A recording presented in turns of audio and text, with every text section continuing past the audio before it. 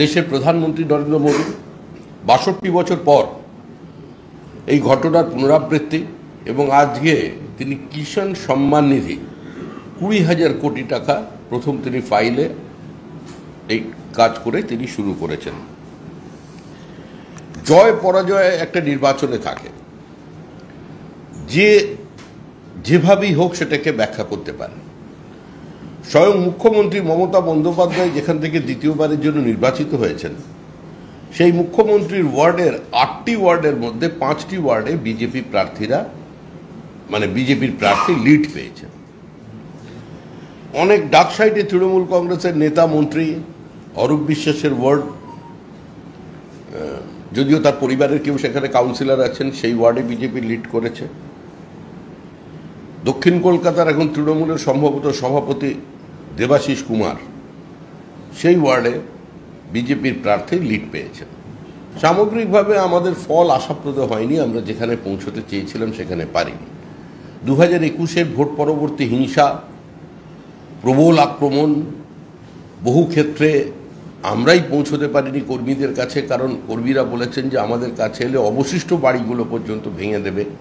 এত কর্মী রাজ্য ছাড়া ভিন রাজ্যের বাসিন্দা হয়েছে, পরিযায়ী শ্রমিক হয়েছে, তো তার মধ্যে দিয়েও আমরা নির্বাচনে লড়েছি।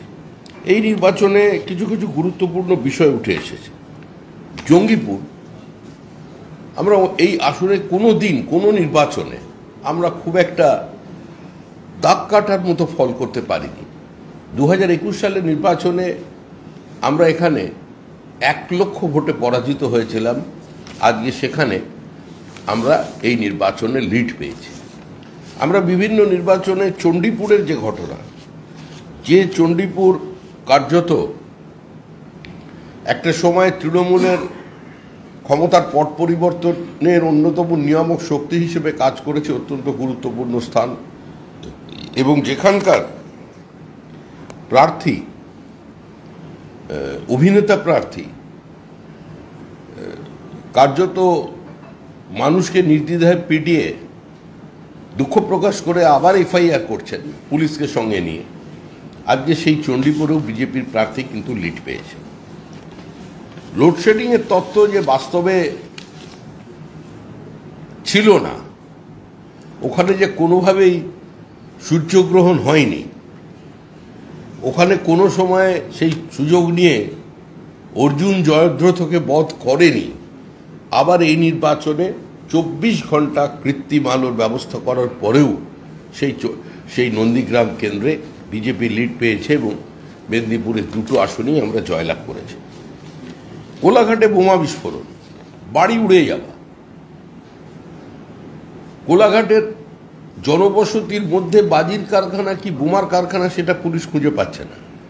আর ঠিক কোলাঘাটে তার অনতি দূরে আজকে আমাদের বিরোধী দলনেতা শুভেন্দু অধিকারীর বাড়ির বেডরুমের মধ্যে পুলিশ ঢুকে যাচ্ছে অস্ত্রের সন্ধানে কি অন্য কিছুর সন্ধানে, তথ্যের সন্ধানে, সেটা আমাদের জানা নেই। কিন্তু পুলিশ এতটাই সক্রিয় যে তারা বিরোধী দলনেতার একদম অন্তঃপুরে প্রবেশ করতে পারছে, তার ভাড়া নেওয়া কোনো আবাসনে সেখানে পর্যন্ত পৌঁছতে পারছে, কিন্তু তারই পাশে তারা বোমার কারখানায় পৌঁছতে পারছে না বা সেখান থেকে কোনো উদ্ধার করতে পারছে না। তৃণমূল কংগ্রেসের সর্বভারতীয় তৃণমূল কংগ্রেস পশ্চিমবঙ্গের বাইরেও ৩টি আসনে প্রতিদ্বন্দ্বিতা করেছিল, এখন তারা গেছেন হরিয়ানার বর্ডারে, গেছেন কৃষকদের সঙ্গে কথাবার্তা বলতে। ভালো লক্ষণ, এটা যাওয়া ভালো। ওখানে অন্তত বিজেপির কেউ কোনো বহিরাগত স্লোগান বা বহিরাগত পতাকা অন্তত কেউ দেখাবে না। এরকমভাবে যদি তৃণমূল দেশের বিচ্ছিন্ন বিভিন্ন ঘটনায় তাদের প্রতিনিধি দল পাঠায়, তাহলে সেটা ভারতীয় গণতন্ত্রের পক্ষে এবং সামগ্রিকভাবে দেশ পরিচালনার ক্ষেত্রে সেটা ভালো হবে। এইভাবেই নির্বাচন চলছে। এখন দেখা যাচ্ছে বড়োয়ায়, যেখানে জীবনকৃষ্ণ সাহা এখন স্বনামধন্য হয়ে গেছেন, তৃণমূল কংগ্রেসের বিধায়ক ছিলেন, সেই জীবনকৃষ্ণ সাহার কেন্দ্রেও বড়োয়াতেও কিন্তু বিজেপি প্রার্থী এগিয়ে রয়েছেন। আর যে 4টি উপনির্বাচন আগামী 10ই জুলাই হতে চলেছে, সেই 4টি উপনির্বাচনের মধ্যে বাগদা কেন্দ্রে পদত্যাগ করেছিলেন যিনি স্পিকারের কারণে, মানে আমাদের ধৃতরাষ্ট্রের আশীর্বাদে যিনি ছিলেন, ওখানে 21,000 ভোটে বিজেপির লিড আছে। রানাঘাট দক্ষিণে যিনি আমাদের দলে কিছুদিন বেড়াতে এসে আবার চলে গেছেন, পাখি নিজের বাসায় ফিরে গেছে, সেখানেও কিন্তু 19,000 ভোটে বিজেপি এগিয়ে আছে। রায়গঞ্জ কেন্দ্রে তৃণমূল কংগ্রেসের ডাকসাইড প্রার্থী অত্যন্ত প্রভাবশালী, তার বাড়িতে ইনকাম ট্যাক্স দিয়েছিলেন বলে রায়গঞ্জের মানুষ নাকি সেটা তারা প্রমাণ রেখেছিল রায়গঞ্জে, সেই জন্য তাদের বিধায়কের বাড়িতে কোনো আক্রমণ হয়নি। সেখানে নরেন্দ্র মোদী অমিত শাহের প্রতিহিংসার রাজনীতির কারণে পাঠানো ওই আমাদের ইনকাম ট্যাক্স ডিপার্টমেন্টের অফিসাররা অক্ষত অবস্থায় বাড়ি ফিরেছিলেন। সেই রায়গঞ্জ কেন্দ্রেও বিজেপি প্রার্থী 47,000 ভোটে লিড পেয়েছেন, এবং ওখানকার যিনি প্রার্থী আমাদের দলে থেকে বেড়াতে চলে গেছেন আবার, তিনি কিন্তু সেখানে নির্বাচিত হননি। যে 3 জন দল ছেড়ে অন্য তৃণমূল কংগ্রেসের হয়ে নির্বাচনে প্রতিদ্বন্দ্বিতা করেছেন, তৃণমূল পরাজিত হয়েছে। বিক্ষিপ্তভাবে হিংসা চারিদিকে চলছে, সেটাকে রোববার আমরা চেষ্টা করছি, নির্বাচন কমিশনকেও আমরা জানাচ্ছি, এবং ব্যক্তিগত স্তরে আক্রমণ প্রতি আক্রমণ বা এই হিংসার মধ্যে থেকে পশ্চিমবঙ্গে বেরিয়ে আসুক একটা সুস্থ স্বাভাবিক রাজনৈতিক দল হিসেবে, এটাই আমাদের কামনা করি। কারণ এর নির্বাচন হয়েছে 7 দফার নির্বাচন, দীর্ঘদিন ধরে নির্বাচন চলেছে, এত সাংবাদিকরা প্রবল পরিশ্রম করেছেন, প্রত্যেকের পারিবারিক ক্ষতি করে তারা বিভিন্ন জীবনে ঝুঁকি নিয়ে নির্বাচনে অংশগ্রহণ করেছিলেন। নির্বাচন শেষ হয়ে গেছে, সুস্পষ্ট মেজরিটি আছে। যারা বলছেন এই সরকারটা চলবে না, তাদের দল কতদিন স্থায়ী থাকে সেটাই দেখার দরকার। অনাস্থা প্রস্তাব এনে একটু দেখান না সরকারটাকে ফেলে দিয়ে। অনাস্থা প্রস্তাব কেন আনছেন না? কেন পশ্চিমবঙ্গের মুখ্যমন্ত্রী, যিনি ভোটের পরে জোট বুঝে নেবেন বলেছিলেন, তিনি তো এর দায়িত্ব নিতে পারেন, তার তো গ্রহণযোগ্যতা আছে, তিনিই তো একমাত্র প্রতিষ্ঠিত মোদী বিরোধী মুখ, যিনি এবারে 29-12 ফলাফল করে দিয়েছেন। তিনি দায়িত্ব নিন। তিনি তো কংগ্রেসের প্রার্থীকেও এখানে হারিয়ে দিয়েছেন। তিনি দায়িত্ব নিন, তিনি দায়িত্ব নিয়ে অনাস্থা প্রস্তাব নিয়ে আসুন কেন্দ্রে, নরেন্দ্র মোদী সরকারকে ফেলার ব্যবস্থা করুন। এটা তো আমাদের দলের পক্ষ থেকে, পশ্চিমবঙ্গ শাখার পক্ষ থেকে আমরা বলছি এই দায়িত্ব তার নেওয়া উচিত, কারণ তিনি মানুষের সামনে দেয়। আমাদের যেভাবে প্রতিনিয়ত পশ্চিমবঙ্গ বিজেপি তথা দেশের প্রধানমন্ত্রীকে চ্যালেঞ্জ করেছেন, এবং মানুষের সামনে তিনি প্রতিশ্রুতি দিয়েছিলেন যে তিনি জোটের পরে জোট বুঝে নেবেন ভোটের পরে, তাহলে অন্তত তিনি এই দায়িত্বটা নিন। যেই সরকারের সংখ্যাগরিষ্ঠতা নেই, এই সরকার শুধুমাত্র পেশি শক্তি প্রদর্শন করে বা শুধুমাত্র বক্তৃতার মধ্যে দিয়ে, ঘোষণার মধ্যে দিয়ে, মিডিয়াকে কার্যত কিনে নিয়ে যে প্রচারগুলো চলছে পশ্চিমবঙ্গে, সরকার তার সংখ্যাগরিষ্ঠতা দেখাচ্ছে, তো সেই মিথটাকে ভেঙে দেওয়ার আমার মনে হয় যিনি পারেন তার নাম মমতা ব্যানার্জি, এবং এক্ষেত্রে তিনি যদি সচেষ্ট হন, আমার মনে হয় ভারতীয় রাজনীতির পক্ষে সেটা মঙ্গল হবে এবং পশ্চিমবঙ্গবাসীর সামনে প্রকৃত তথ্য উঠে আসবে। গতকাল থেকে একটা প্রশ্ন ঘোরাফেরা করছে, তৃণমূলের তরফ থেকে ইতিমধ্যে বলা হচ্ছে যে বাংলা আবার বঞ্চনার শিকার, বাংলা থেকে 2 জন মন্ত্রী করা হলো ঠিকই, কিন্তু দুজনই হাফ মন্ত্রী, পূর্ণ মন্ত্রী করা হলো না। এটাই তো অবমাননা, বাংলাকে অবমাননা, বাংলা বিরোধী, বিজেপি বাংলা বিরোধী। দেখুন, এই মুহূর্তে তৃণমূল কংগ্রেস 29টা আসন জিতেছে। কিছুদিন তৃণমূল কংগ্রেসের বক্তব্য একটু হজম করতে হবে। যে পার্টি তৈরি করেছেন শ্যামাপ্রসাদ মুখার্জি, যে শ্যামাপ্রসাদ মুখার্জির কারণে, এনসি চ্যাটার্জির কারণে, রানী জ্যোতির্ময়ীর কারণে, মেঘনাথ সাহার কারণে পশ্চিমবঙ্গের মাটিতে দাঁড়িয়ে নিজেদের ভারতীয় বলে পরিচয় দিতে পারছেন, এই সংসদীয় গণতন্ত্রে অংশগ্রহণ করে মুখ্যমন্ত্রী হতে পারছেন, তাদেরই যদি বাংলা বিরোধী বলেন, বাংলার মানুষ সেটার বিচার করবে। কিন্তু ভোটের যা ট্রেন্ড দেখা যাচ্ছে, তাতে দেখা যাচ্ছে বিজেপি প্রার্থী পরাজিত হলেও সমস্ত মিউনিসিপ্যাল শহরগুলোতে, এরিয়াগুলোতে আমরা কিন্তু লিড পাচ্ছি। এটা কিসের ইঙ্গিত বহন করছে? এটা কোন রাজনীতিকে সামনে নিয়ে আসছে? আমার মনে হয় সুস্থ স্বাভাবিক যারা শুভবুদ্ধি সম্পন্ন রাজনীতি সচেতন মানুষ, তারা এটা বুঝতে পারছে।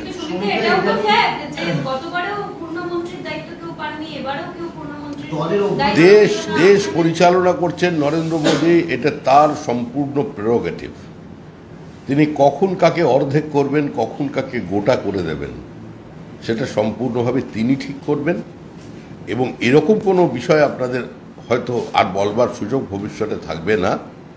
আজ না হলে কাল এই সরকারে পশ্চিমবঙ্গ থেকে পূর্ণমন্ত্রী থাকবে না। এটা নিয়ে দলের মধ্যে কোনো ক্ষোভ আছে যে পূর্ণমন্ত্রী পাওয়া যায়নি, তা নিয়ে দলের মধ্যে কোনো ক্ষোভ আছে? পার্টির সিদ্ধান্তই চূড়ান্ত সিদ্ধান্ত। দলীয় সিদ্ধান্তের গোপনীয়তা, পার্টি নেতৃত্বের প্রতি প্রশ্নাতীত আনুগত্য এবং যে কোনো সিদ্ধান্তকে মেনে নেওয়া, এটাই একটা সংগঠিত রাজনৈতিক দলের অবস্থান হয়ে থাকে। এক্ষেত্রেও সেটা আছে। এর বাইরে যদি কেউ বক্তব্য রাখে সেটা বিচ্যুতি। তৃণমূলের তরফ থেকে বারে বারে বলা হচ্ছে যে এই যে মিলিজুলি সরকার, এটা দীর্ঘদিন চলবে না, এটা ভেঙে পড়বে, আস্থা হারাবে, টিকবে না, শরিকরা দলের সমর্থন করবে না, তারা এই দল হারিয়ে যাবে, থাকবে না সরকারটা। যার বিয়ে তার হুঁশ নেই, পাড়াপড়শির ঘুম নেই। আরে সরকারটা যে চালাবে এসব তো তাদের চিন্তা করার ব্যাপার। যারা সরকার চালাচ্ছে, কেন্দ্রের সরকার তৃতীয়বারের জন্য তৈরি করলো, তাদের মাথা ব্যথা নেই। আমাদের দলের জন্য একটু না চিন্তা করে উনি মানে তৃণমূল কংগ্রেস তাদের শরীর স্বাস্থ্যের প্রতি একটু যত্ন নিন। বিজেপির অন্দরের খোঁজ খবর না রেখে একটু তাদের অন্দরের খোঁজ খবর নিন। কেউ কেউ তো বলে চলে গিয়েছিলেন যাচ্ছি, আবার ফিরে আসব।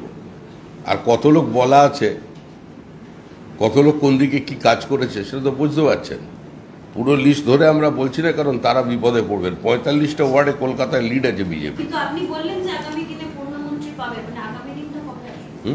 আগামী দিনে বাংলা থেকে দিন বদল হবে? না, আমরা আশাবাদী এবং এটা এরকম কোনো বলে দেননি দেশের প্রধানমন্ত্রী যে পশ্চিমবঙ্গ থেকে কোনো পূর্ণমন্ত্রী হবেন, এরকম কোনো ঘোষণা কি হয়েছে? পশ্চিমবঙ্গে দুজন প্রতিমন্ত্রী হয়েছে, দুজনই প্রথমবারের জন্য, একজন দ্বিতীয়বারের জন্য এবং একজন প্রথমবারের জন্য মন্ত্রী হয়েছেন। তারা কাজকর্ম শিখুক, তাদেরই এলিভেট করে দিতে পারেন, আরো নতুন মন্ত্রী নিতে পারেন। এত সময় বলবেন, আমরা কি করে বলবো? নির্বাচনের ঘোষণা আগামী 10 জুলাই 4 বিধানসভার উপনির্বাচন, রায়গঞ্জ, রানাঘাট দক্ষিণ, পাবনা ও মানিকতলা বিধানসভায় উপনির্বাচন। আমরা জিতবো, আমরা তো বলে দিলাম ভোটের ফলাফল। একমাত্র মানিকতলা ছাড়া যে নির্বাচন হয়েছে, তাও মানিকতলার ব্যবধান অত্যন্ত কম, 3500 ভোটে আমরা পিছিয়ে আছি। কিভাবে পিছিয়ে আছি, ওখানটা কি হয়েছিল সেটা মানুষের জানা। বাদবাকি প্রত্যেকটা জায়গায় আমাদের লিড আছে, প্রত্যেকটা জায়গায় আমাদের লিড আছে। রায়গঞ্জে আমরা জিতবো, আমরা গাইঘাটায় জিতবো, আমরা বাগদায় জিতবো। কোলাঘাটে যেটা হয়েছে, তো এর আগেও 16ই মে এগুলার খাদিপুরে তো একই ধরনের ঘটনা হয়েছিল, সেখানে 12 জন মালিক ভানুবাগ সহ মৃত্যু হয়েছিল। এর এই ঘটনার রিপিটেশনটা কিভাবে দেখবেন? না, সরকারটা তো একই আছে। সরকার যখন তৃণমূল কংগ্রেস আছে তখন বিস্ফোরণ একইভাবে হবে, কারণ তৃণমূল আর বোমা সমার্থক শব্দ। তৃণমূলের ভিত্তি হচ্ছে বোমা, তৃণমূলের ভিত্তি হচ্ছে বিভিন্ন জায়গায় বোমা পাঠানো। একটা সরকার সম্পূর্ণভাবে জনবিচ্ছিন্ন হয়ে গেছে। ভোটে জিতেছেন ঠিক কথা, ভোটে জিতেছেন, তার মধ্যে আমাদের সাংগঠনিক দুর্বলতা ছিল, আমাদের ভুল ত্রুটি ছিল, আমরা সমস্যা প্রোটেক্ট করতে পারিনি। পুলিশকে সঙ্গে নিয়ে যেভাবে তৃণমূল কংগ্রেস আক্রমণ করেছে 7 ফেজ নির্বাচন চলার সময়ও, আমরা যেহেতু আতঙ্কের পরিবেশ যাতে না তৈরি হয়ে যায়, আমরা বহু ঘটনাকে সাপ্রেস করে গেছি। আমরা বলিনি যে কিভাবে তৃণমূল কংগ্রেস পুলিশকে সঙ্গে নিয়ে আক্রমণ চালিয়েছে। আমরা বলেছিলাম ভালো ভোট হচ্ছে। এখন নাচতে না পারলে উঠুন বাঁকাটা তো আমরা বলিনি, আমরা এই ফলকে স্বীকার করে নিয়েছি। মানুষ রায় দিয়েছেন, মানুষের রায়কে মানতে হবে, সেটা আমরা মেনেছি। এটার সঙ্গে একটা আছে, খাদিগুলের পর সরকার প্রচুর উদ্যোগ নিয়েছিল, প্রতিশ্রুতি দিয়েছিল, কিন্তু কোনোটারই বাস্তবে প্রতিফলন নেই। আর একবার সেটা প্রমাণিত হচ্ছে। খাদিকুলের পরে সরকার প্রতিশ্রুতি দিয়েছিল। খাদিকুলের ঘটনা সরকারের কপালে কোনো সময় ভাঁজ ফেলেনি। খাদিকুলের ঘটনার পরে তারা এটাই সিদ্ধান্ত নিয়েছিল, পুলিশকে আর একটু দেখে শুনে যাতে নিরাপদে বোম বানানো যায়, যাতে এ ধরনের ঘটনা না ঘটে, সেটার ব্যবস্থা করে দিয়েছিল। কিন্তু বোমা কারখানা তুলে দেয়নি। আরো বোমা ফাটবে, গরম বাড়ছে, আরো বোমা ফাটবে।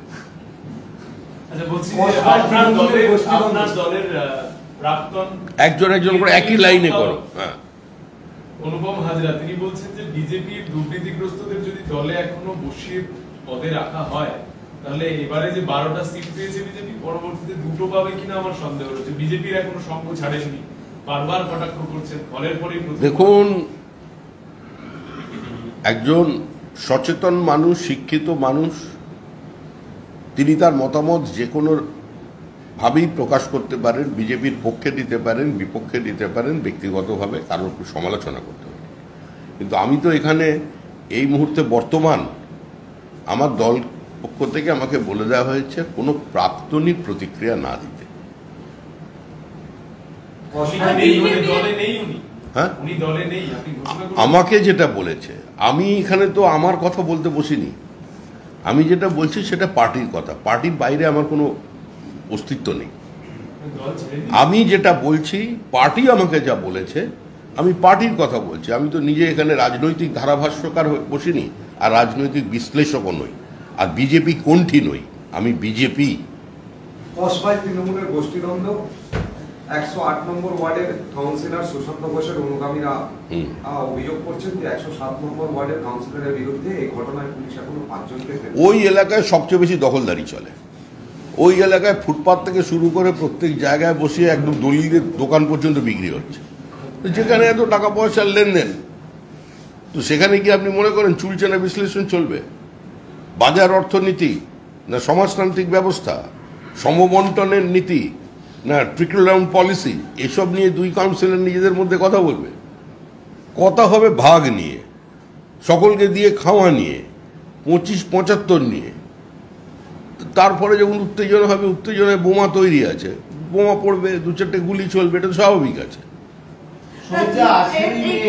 ঘাটালে তোমার সেই হিরণের বিরুদ্ধে যেটা হচ্ছিল 18 মে ঘাটাল থানায় দায়ের হওয়া এফআইআর এর ভিত্তিতে তদন্ত করতে পারবে পুলিশ, আজকে আদালত বলছে।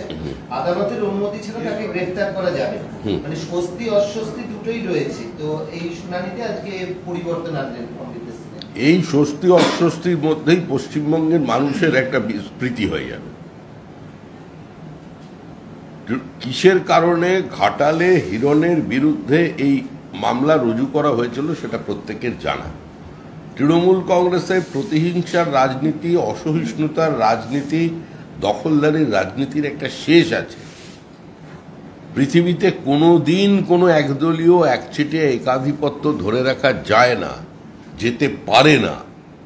সে রাজতন্ত্রই হোক আর সমাজতন্ত্রই হোক আর গণতান্ত্রিক ব্যবস্থার মধ্যে দিয়ে কোনো স্বৈরাচারী হোক, এগুলো সব শেষ আছে। সোহম যে গুন্ডামি করলো তার এগেইনস্টে তার তৃণমূল ব্যবস্থা নিল না পুলিশ ব্যবস্থা নিল? তৃণমূল করলে কি সব অপরাধ মাফ হয়ে যায়? জানো, এটা নিয়ে প্রশ্ন করার কোনো অর্থই হয় না। সোহম কি অন্যায় করেছে? কি অন্যায় করেছে? ও কোনো অন্যায় করেনি। সোহমের যিনি সর্বোচ্চ নেত্রী, তিনি পুলিশকে মারতে উদ্যত হন। আমরা দেখেছি বই মেলার সামনে, মেলার সামনে। তো সোহম থেকে যেটা থেকে সে দেখেছে, বাড়িতে যেটা ছোটবেলা থেকে বাচ্চারা দেখে সেটাই শেখে, সে সেটা করেছে। ও তো কোনো অন্যায় করেনি। ওর দল ক্ষমতায় আছে। আমার বাংলা, বাংলাটা ওদের। ওরা জিতেছে, 29টা সিট পেয়েছে, নিজের কেন্দ্র হেরে গেছে যদিও। মেরেছে, মারার অধিকার আছে, অধিকার দিয়েছে তৃণমূল। তৃণমূল আইনের ঊর্ধ্বে। আগে চোর ডাকাত পুলিশকে দেখে ভয় পালাতো, এখন পুলিশ খাটের তলায় ঢুকে পড়ছে চোর ডাকাতকে দেখলে, টেবিলের তলায়। পুরো ব্যবস্থাটা উল্টে গেছে। এগিয়ে বাংলা। ও একজন প্রতিনিধি হিসেবে কাজ করেছে। বিজেপির রাজ্য সভাপতি কি বদল হতে পারে? অনেক নাম তো আসছে, রাজ্য সভাপতি কি বদল হতে পারে? বা অনেক নাম রাজ্য সভাপতি বদল নিয়ে বিজেপির কর্মীদের মধ্যে খুব একটা বেশি উৎসাহ দেখতে পাচ্ছি না। বিজেপিতে এক পদ এক ব্যক্তির এটা নীতি প্রতিষ্ঠিত, কিন্তু এখনো পর্যন্ত আমাদের দলের সভাপতি ডক্টর সুকান্ত মজুমদার আছেন। কোনো একটা সময় যখন দল মনে করবে, দল সিদ্ধান্ত নেবে, তখন নতুন কেউ আসবেন। এটা তো একটা বহুমানতা। কিন্তু ফেসবুক জুড়ে দেখা যাচ্ছে যে দিলীপ দাস সৈনিক আর শুভেন্দু দাস সৈনিক এরকম পেজ থেকে উভয়ের বিরুদ্ধে আক্রমণ শুরু হয়ে গেছে। এগুলো কোনোটাই দিলীপ ঘোষও করছে না, কোনোটা শুভেন্দু অধিকারী করছে না। এগুলো সব পরিকল্পিতভাবে প্ল্যান করেছে। দিলীপ ঘোষের এত সময় নেই, আর শুভেন্দু অধিকারীরও একটা এত সময় নেই। বিরোধী দলনেতা প্রতিনিয়ত আক্রমণের সম্মুখীন। আর আমরা কি কোথাও নেই? খালি ফেসবুকে দুজনেরই চলবে, অনেকের নাম চলছে। এই নিয়ে যদি কেউ আনন্দ পায়, আনন্দ পাওয়ার কোনো কারণ নেই, কারণ আমরা এইসব চর্চার মধ্যেই নেই। ঠিক সময় পার্টি নেতৃত্ব আমাদের পদ্ধতি মেনে নিয়ম অনুসারে তারা ঠিক করে দেবে।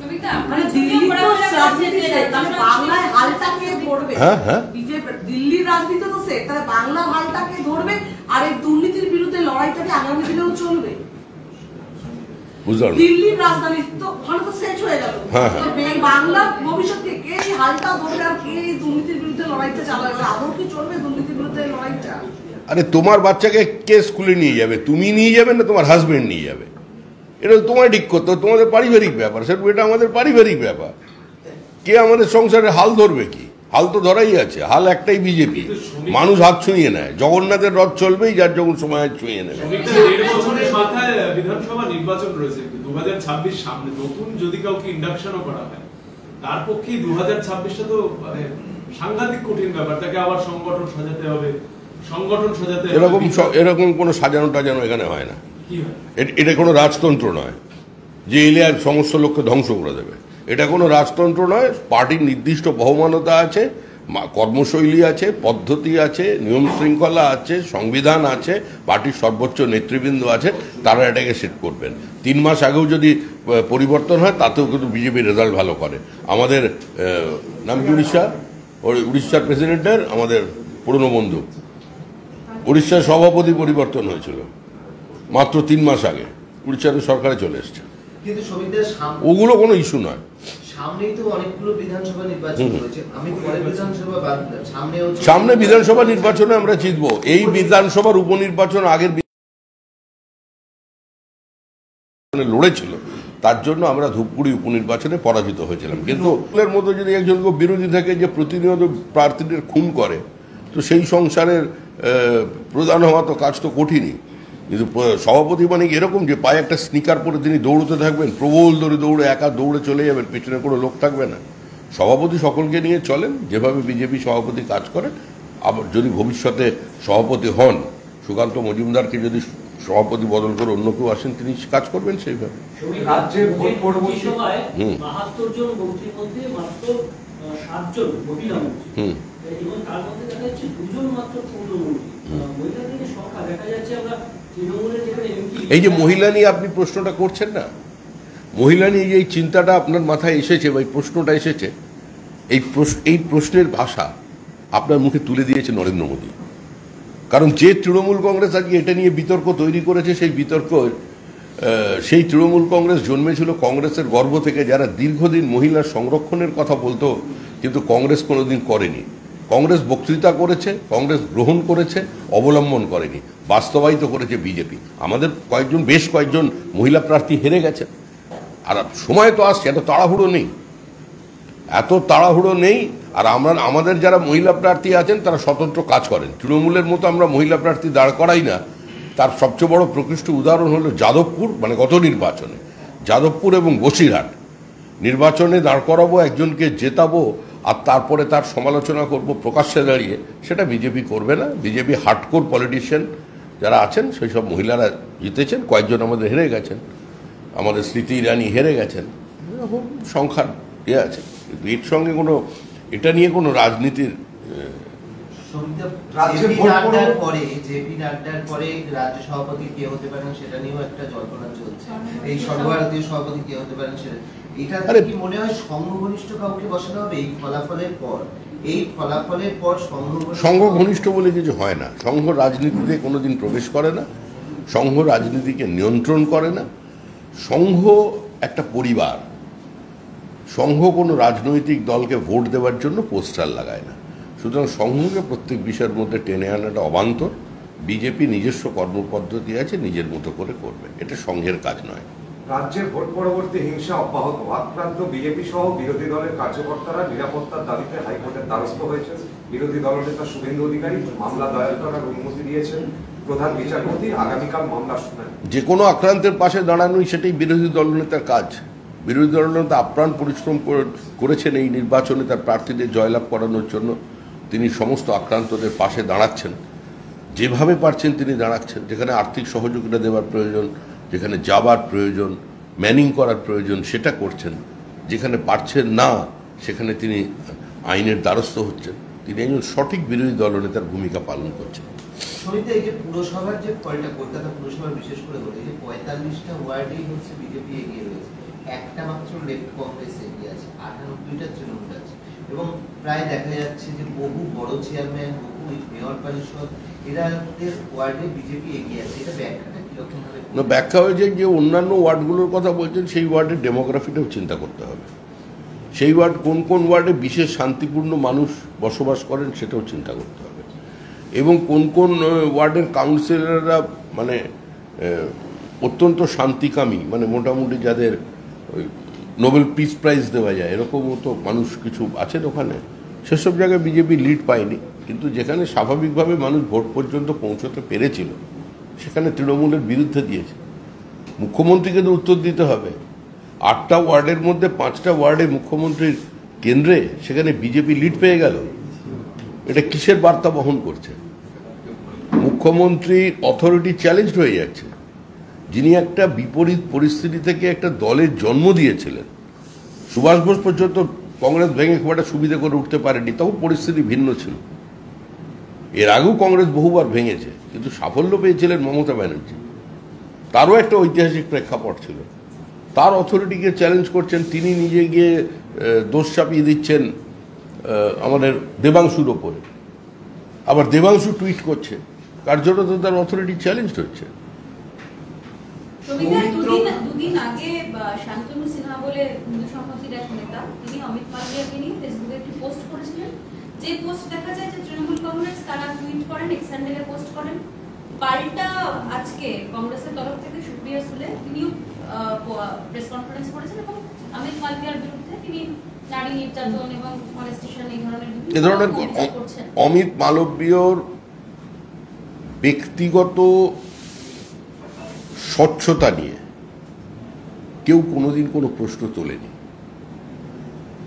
পার্টি চালানোর ক্ষেত্রে অমিত মালব্যর সঙ্গে কারোর মতপার্থক্য হয়ে থাকতে পারে, তার বক্তব্যে হয়তো কারোর আবেগ একটু আহত হয়ে থাকতে পারে, কিন্তু অমিত মালব্যর রাজনৈতিক, সামাজিক এবং ব্যক্তিগত জীবনের স্বচ্ছতা প্রশ্নাতীত। যারা এই কাজ করেছেন এই বিষয়ে আমরা আলোচনা করতে চাই না। আর কংগ্রেসের প্রেস কনফারেন্সে এটাই প্রমাণ করছে যে শতাব্দী প্রাচীন পার্টি, পণ্ডিত নেহেরু, বল্লভভাই প্যাটেল, এমনকি ইন্দিরা গান্ধী, রাজীব গান্ধী, নরসিমহা রাও দের পার্টির যে রাজনৈতিক সংস্কৃতির কতটা অবনমন হতে পারে এবং কতটা রাজনৈতিক দীনতায় ভুগলে আজকে কংগ্রেস বিজেপির একজন সামান্য কি জানো আমাদের আইটি সেলের ইনচার্জ আজকে তাকে আক্রমণ করতে পারে, প্রেস কনফারেন্স করতে পারে, এটাই তার প্রমাণ। আমি তো বলছি এই সমস্ত মহিলা কম, অমিত মালব্য কি করেছে সবের থেকে অনাস্থা প্রস্তাব এনে সরকারটাকে ফেলে দেখান না, সেটা করতে না পেরে আজকে এইসব দিকে ছুটে বেড়াচ্ছে, লক্ষ্য ছেড়ে উপলক্ষের দিকে দৌড়ে বেড়াচ্ছে। সৌমিত্র খান তিনি কেন মন্ত্রী হলেন না এই প্রশ্নে তিনি বলেছেন, সুকান্তদা শান্তনুকে স্বাগত, আমাকে হয়তো ভয় পায়, পশ্চিমবঙ্গ রাজনীতি দখল করে নেব, আমি সিজন পলিটিশিয়ান, মুকুল রায়ের অনুগামী ছিলাম, গোটা রাজ্য জুড়ে আমার প্রসার। সৌমিত্র খান ও বরাবরই একটু আবেগপ্রবণ, ওর মতো করে বলে ফেলে, তবে ওর মন আর মুখ এক, এর বেশি আমি কি বলবো বলুন। উনি আর একটা জিনিস বলেছেন, বাংলা থেকে দুজনকে প্রতিমন্ত্রী করা হলো, সেই প্রসঙ্গে বলছেন আমার কর্মীরা আপসেট, কারণ আমরা পূর্ণমন্ত্রী পাইনি, পূর্ণমন্ত্রী থাকলে অনেক কাজের সুবিধে হয়, কেন পাইনি উপরওয়ালা জানেন। আমার কর্মী বলে তো কিছু হয় না, সমস্ত কর্মী বিজেপির কর্মী, আমি তো আর তার কাউন্টার করতে বসিনি, তিনি আমাদের নির্বাচিত জনপ্রতিনিধি। কঠিন পরিস্থিতিতে ব্যক্তিগত আক্রমণ, ব্যক্তিগত চরিত্র হনন, চরম বিপরীত পরিস্থিতিতে নির্বাচনে সে দ্বিতীয়বারের জন্য জয়ী হয়েছে। তাকে হারাবার জন্য যে ভাষা মুখ্যমন্ত্রী ব্যবহার করেছেন মঞ্চ থেকে, আমার মনে হয় ভারতের রাজনীতির ইতিহাসে তা নজিরবিহীন ছিল। তারপরেও কিন্তু সৌমিত্র খাঁ জিতেছে। তখন সৌমিত্র খাঁ প্রত্যেকটা বিজেপি কর্মীর অন্তরের অন্তঃস্থলে একটা জায়গা পেয়েছে। ভালো ছেলে, আবেগপ্রবণ, মাথা গরম, মাঝে মধ্যে বলে আবার ঠান্ডা হয়ে যায়, ও ভালো থাকবে, ঠিক আছে। উনি বলছেন আমরা বললেন দলের লাইনের বাইরে গেলে সেটা বিচ্যুতি, আপনি কিছুক্ষণ আগেই বললেন। উনি বলছেন আমরা কর্মীরা, উনি বলছেন আমরা কর্মীরা, ও আমরা কর্মী। দেখুন, কেউ মনে করতেই পারেন যে কেউ পূর্ণমন্ত্রী পেলে ভালো লাগতো, আমারও ভালো লাগতো। আমি তো বলছি আমি বিশ্বাস করি খুব শিগগির আমরা পূর্ণমন্ত্রী পাবো। সমিতা, জগন্নাথ সরকার তিনি বলছেন যে রাজ্যের সিনিয়র ও বলেছে ছিলাম, হ্যাঁ সবাই বলেছে কাজ বেশি কিছু পাইনি, তারা আমাকে কোনোদিন মনে করেননি কাজ দেওয়ার মতো, নতুন যারা এসেছেন তারা দায়িত্ব পাচ্ছেন, আমি গ্রামের মানুষ, সরল সাদা জীবনযাত্রা, তাই কাজ পারবো বলে কেউ মনে করেন। না না, কি কোন ক্ষেত্রে বলছেন? মন্ত্রী হন, তাকে কাজ দেওয়া হয়নি, তিনি বলছেন কাজ বেশি কিছু পাইনি। ওর সাথে একটা অ্যাডিশন করি যে এটাও বলেছেন যে এখন যদি সভাপতি পদের জন্য তাকে ভাবা হয় তাহলে দল যদি মনে করে তাহলে তিনি পারফর্ম করবেন। ভালো কথা, দল মনে যদি করে সভাপতি করবার জন্য যদি মনে করে পিছন অবশ্যই করবে। দীর্ঘদিনের পার্টির কর্মী, দুবার সাংসদ হয়েছে জিতে, তৃণমূলের অন্তর্ঘাত হলো, জেলা সভাপতি ছিল, স্কুল শিক্ষক, বাচ্চাদেরও চেনে, তো সমস্ত রকম গুণ আছে। তাই যদি বলে যদি পার্টি চিন্তা করে পার্টি করবে, পার্টির ব্যাপার, আমি কি বলতে পারি? আমায় প্রশ্ন করছেন কেন? আপনার ছবিও ঘুরছে যে আপনিও রাজ্য সভাপতি হতে পারেন। হ্যাঁ? ভাইরাল আপনি হয়েছে রাজ্য social সভাপতি, media। আপনিও রাজ্য সভাপতি আপনার হতে পারেন। ছবিও না, আপনি ঘুরছে তো যে বললেন যে আপনাদের আপনিও নাম- রাজ্য সভাপতি হতে পারেন। আপনিও তো মানে সঙ্গে সঙ্গে 3% ভোট কমে যাবে। সাইজটা দেখেছে? এই সাইজের লোককে কেউ ভোট দেয়? সমিতা, আসানসোলের ক্ষেত্রে দেখা যাচ্ছে যে বারবার করে গুলি চলছে, শুট আউট, বোমাবাজি, মানে প্রশাসন কি আসানসোলকে নিয়ন্ত্রণ করতে কোথাও ব্যর্থ হচ্ছে? হ্যাঁ, প্রশাসন কি আসানসোলে এই যে আইন শৃঙ্খলার পরিস্থিতি না, নিয়ন্ত্রণ এই করতে? সরকার ব্যর্থ। আইন শৃঙ্খলা বলে পশ্চিমবঙ্গে কিছু নেই। পশ্চিমবঙ্গে আইনের শাসন নেই, শাসকের আইন আছে। এবং শাসক যদি গুলি চালায় সেটাকে কে নিয়ন্ত্রণ করবে? নির্বাচিত জনপ্রতিনিধি, সাধারণ আমাদের মতো হার্ডকোর ওই পলিটিক্যাল জিন্দাবাদ করানো, একদম সংস্কৃতি রসে পুরো আপ্লুত, মানে রসসিক্ত মানুষজন সে ঘুষি চালাচ্ছে। কারণ ব্যাপারটা বুঝতে পারছেন তৃণমূলের স্পিরিটটা কোন পর্যন্ত পৌঁছে গেছে। সাধারণত যারা এই সিনেমা, থিয়েটার, কবি, সাহিত্যিক তারা থাকে, তারা একটু আবেগপ্রবণ হন, কল্পনা প্রবণ হন, অনুভূতি প্রবণ হন, এরা হয় তা তারা ঘুষি চালাচ্ছে। তার মানে তৃণমূল কতটা একটা শক্তিশালী রাজনৈতিক দল যে তাদের ভেতরের মধ্যে কি জিনিস ঢুকিয়ে দিয়েছে। অভিনেত্রী ছবি viral। এই কুণাল দা,